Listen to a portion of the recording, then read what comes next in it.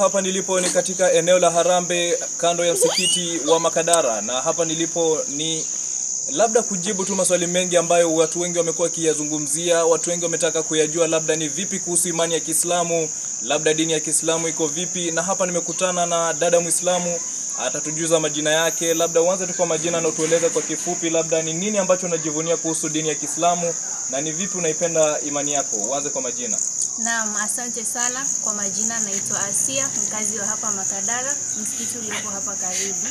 Jambo la kwanza, ningejivunia kuwa Muislamu, manake masharti ya Kiislamu ni mazuri, haswa sisi wanawake wa Kiislamu.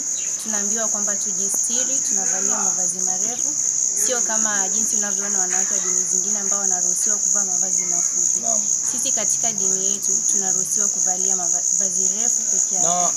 Na labda kwa kifupi pia utuelezee, ni wengi walikuwa wanazungumzia kwamba wanaume wa Kiislamu labda magoti yao yafai kuonekana. Vipi kuhusu wale ambao wanacheza mpira? Tumzungumzie kwa mfano Mohamed Salah, ni Muislamu anacheza mpira, labda vipi kuhusu magoti yake kuonekana? Kuhusiana na hayo magoti, itaeleweka kwa maana taaluma yake ni uchezaji wa mpira. Lakini inapokuja katika kufanya ibada, haswa pale mwanaume anapoenda msikitini, anapaswa kufunika magoti yake.